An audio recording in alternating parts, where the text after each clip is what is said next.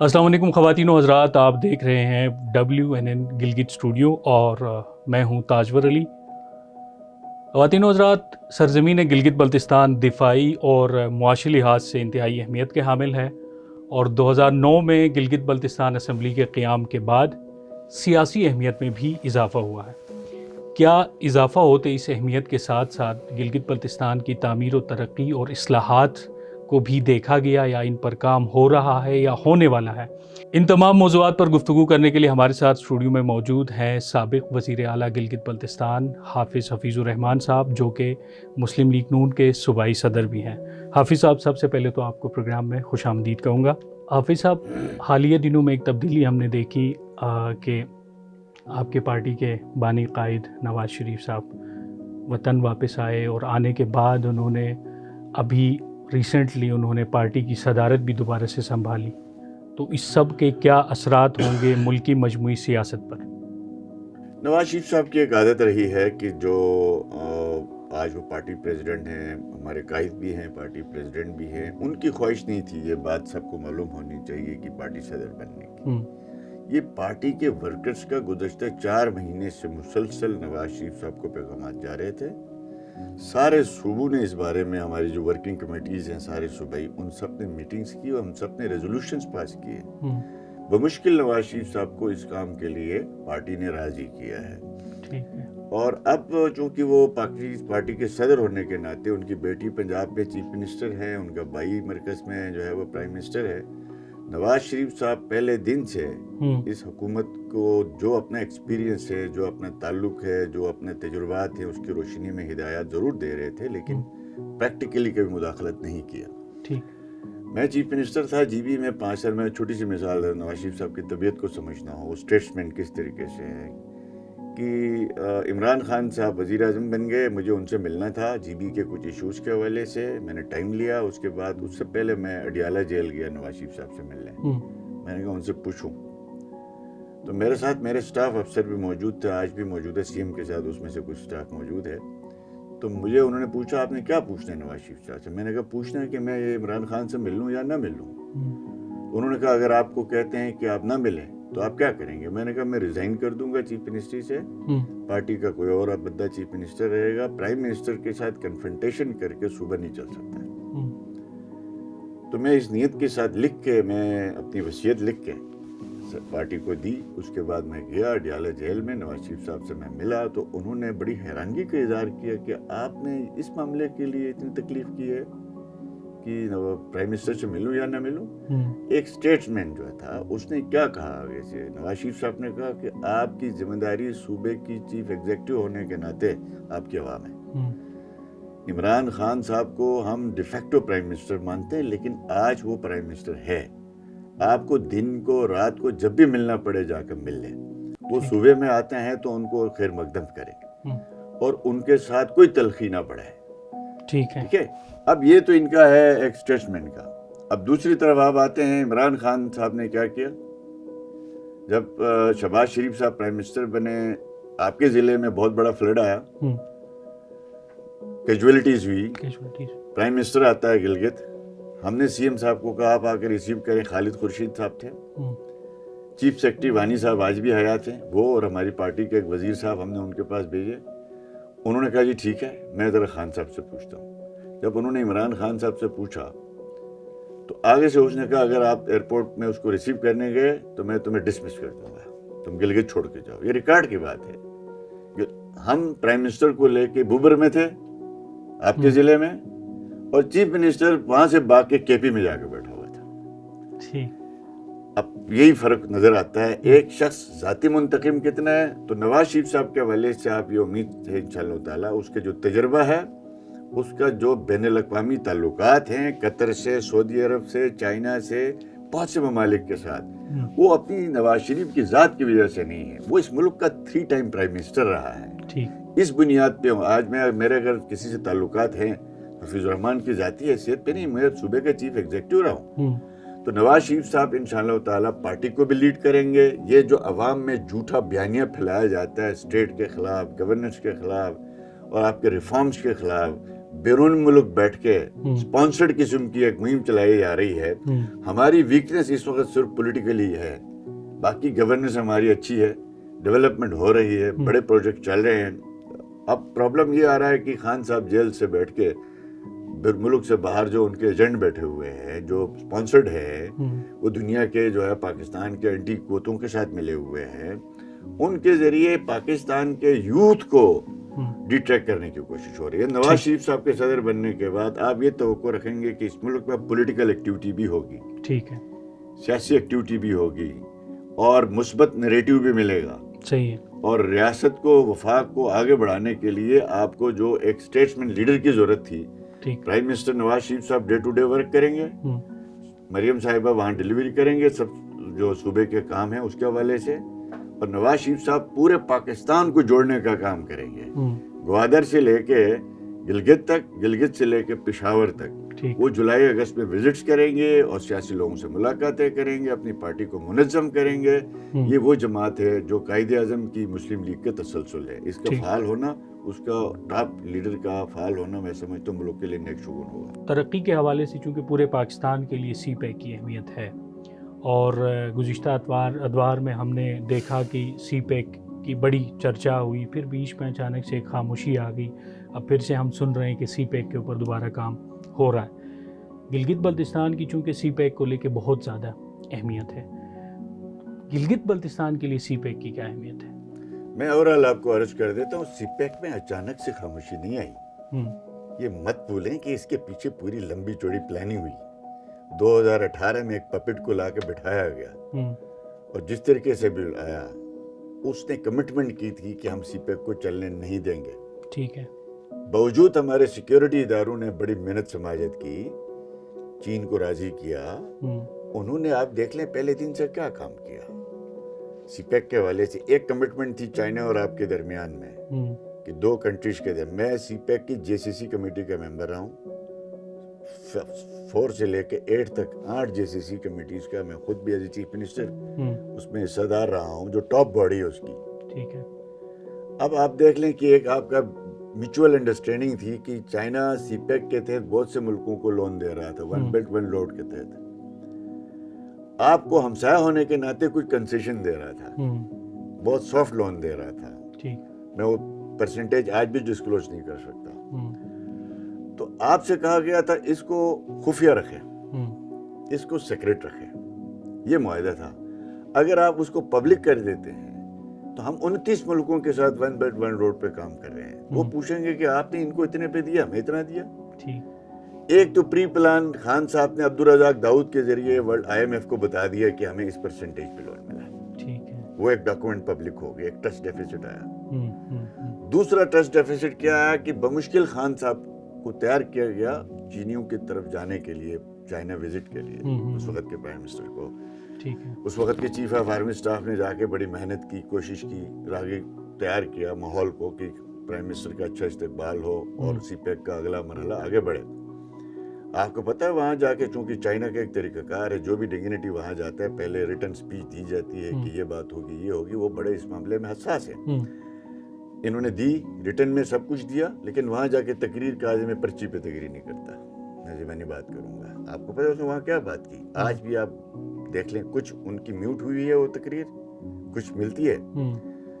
اس سی pack conference کے اندر, conference تو نہیں تھی, پیپلز کانگریس کے اندر اس کو اسپیچ کے لیے لے جایا گیا. پاکستان کا پرائم منسٹر ہے وہاں پہ. وہ کہتا ہے کہ پاکستان قرضوں کے میں ڈوبا ہوا ہے, فائنینشیل ہم کولیپس کر گئے ہیں, لہذا ہم آپ کو کسی ساورن گارنٹی نہیں دے سکتے.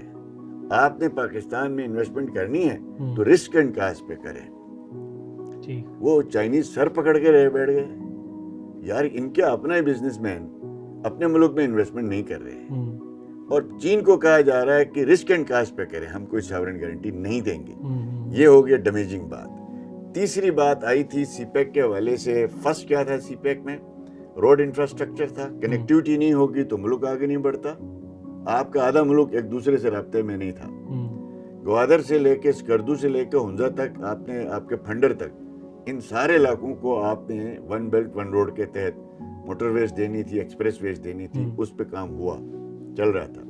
सेकंड, इस मुल्क में जो है वो 14-16 घंटे की लोड शेडिंग थी इंडस्ट्री के लिए। आपकी सेकंड प्रायोरिटी थी इंडस्ट्री के लिए तवानाई, वो भी 10,000 मेगावाट के प्रोजेक्ट लग गए। अब रोड इंफ्रास्ट्रक्चर, साथ तवानाई, तीसरे नंबर पे था लॉ एंड ऑर्डर।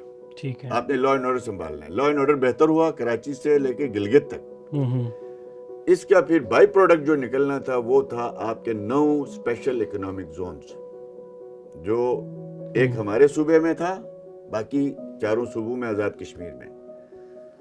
हमारी वर्किंग कंप्लीट हो गई, साइट सिलेक्शन हो गई, PC1 बन गए, डिटेल सर्वेस हो गए, सब जो है वो चाइनीज इंजीनियर्स को भी इन्वॉल्व करके हमने जो है वो चाइनीज लैंग्वेज में भी उसके जो है वो कंसल्टेंसीज करवाई।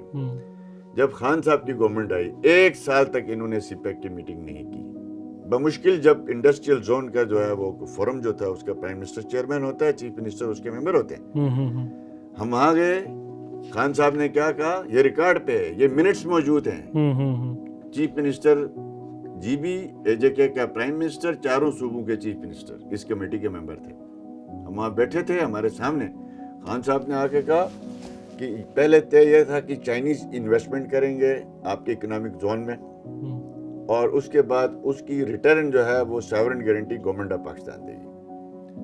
अब आप देखते हैं कि वो आता है और खान साहब न सलाम लेता है न दुआ लेता, जैसे उसकी आदत है, आगे बैठ गया, बैठ कर कहता है कि हमारे पास पैसे नहीं है, सूबे अपने रिसोर्सेज पे इकोनॉमिक जोन्स बनाए। अब मुझे बताएं कि गिलगित बल्तिस्तान में किसी का दिमाग खराब है कि 40 अरब की इन्वेस्टमेंट करेगा इकोनॉमिक जोन में, उसकी कोई गारंटी ही ना हो। उसके 10 मिनट बाद जब हमारी उनसे तलखी हुई खान साहब के साथ, चीफ मिनिस्टर सिंध जिंदा है, आज भी चीफ मिनिस्टर है मुराद अली साहब, मैं और उन्होंने वहाँ सवाल जवाब शुरू किए। उसके बाद वो छोड़ के चले गए। अब्दुल रज़ाक दाऊद को कहा आप मीटिंग चेयर करें।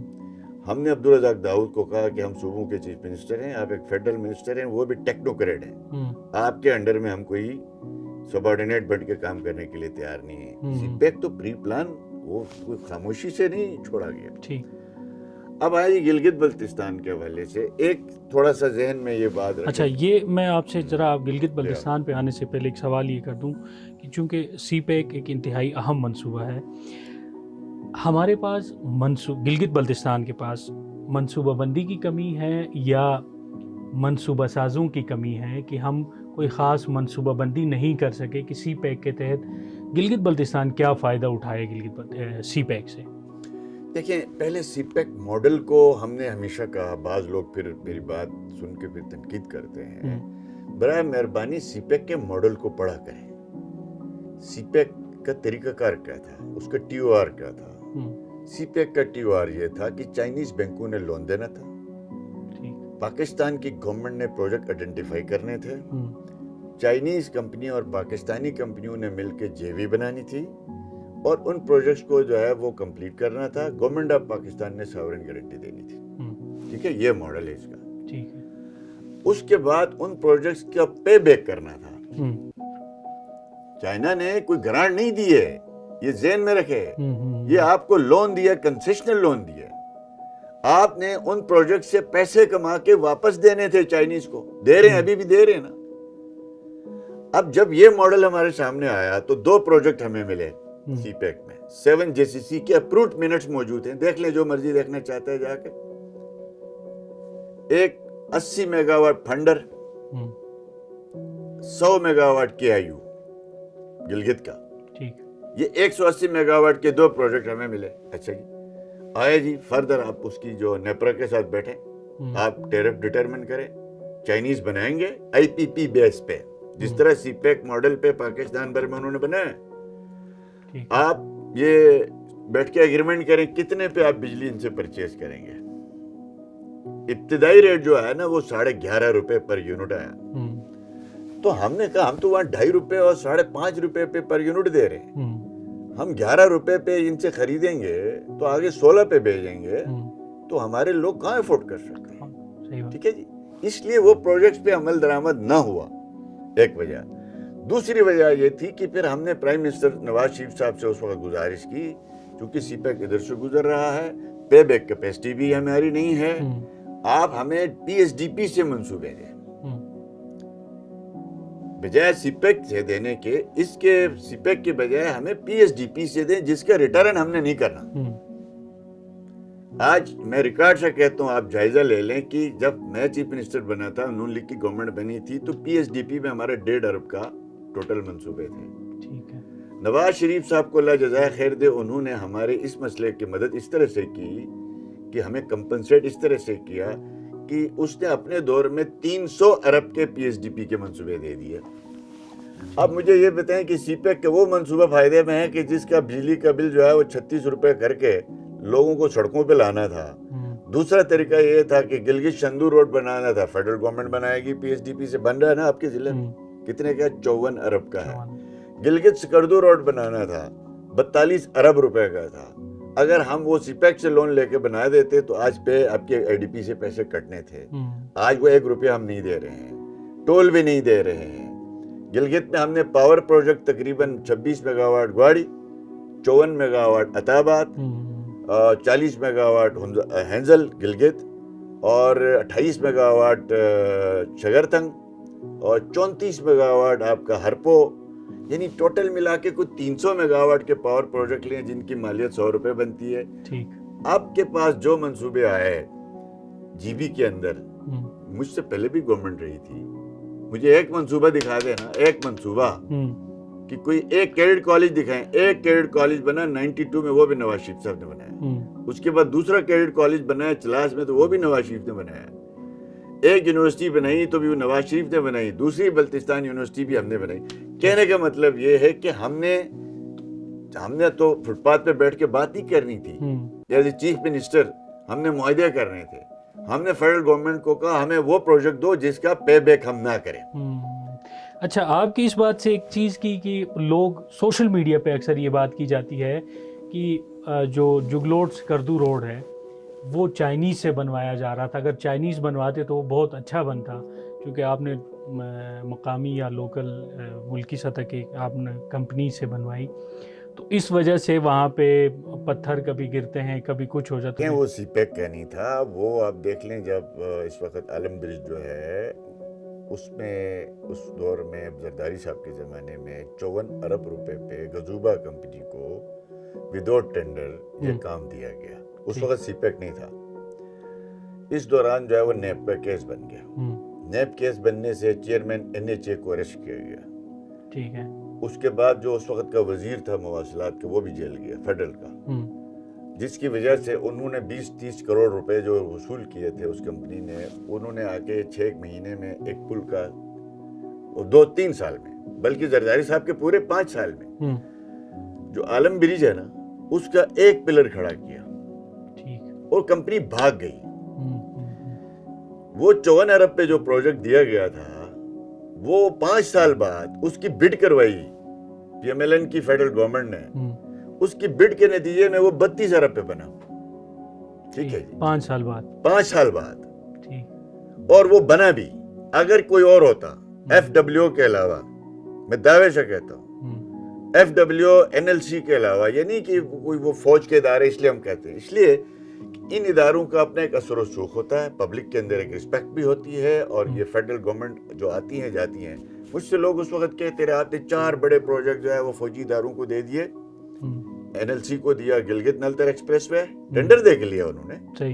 گلگت شندور روڈ جو ہے وہ یہ اپنا گلگت سے سکردو روڈ ایف ڈبلیو کے پاس. فرسٹ کارڈیالوجی ہاسپٹل گلگت کا جو تھا وہ این ایل سی کے پاس. میں نے کہا میں اس لیے ان کا حامی ہوں کہ ہم حکومتوں کا تو پتہ نہیں ہے. ہم کل ہماری فیڈرل گورنمنٹ نہیں رہے گی, یہاں پہ ایک سول کانٹریکٹر ہوگا, یہ نون لیگ کا پروجیکٹ ہے, بند کر دو. آج ہماری سکسیس سٹوری یہی ہے کہ اداروں کو ہم نے پروجیکٹس میں سپورٹ کیا, این ایل سی کو, ایف ڈبلیو کو. آج وہ سارے پروجیکٹ کمپلیٹ ہو چکے ہیں. حکومتیں آئیں گئی لیکن اس پہ اثر نہیں پڑا. تو میں یہ سمجھتا ہوں کہ گلگت سکردو روڈ کے اندر اب ہم نے ایک تھرڈ پارٹی شروع کروایا ہے. اس کا بھی ہینڈنگ ٹیکنگ نہیں ہوئی ہے. گلگت سکردو روڈ کی ہینڈنگ ٹیکنگ نہیں ہوئی ہے. ابھی جو ان کی ہینڈنگ ٹیکنگ ہو جائے گی اس کے بعد پرائم منسٹر صاحب نے ایک ڈائریکٹیو دیا ہے ہماری گزارش پہ کہ اس کی آفٹر کمپلیشن جو ہے وہ ایک تھرڈ پارٹی ایڈٹ ہونی ہے جیولوجیکل. ٹھیک ہے.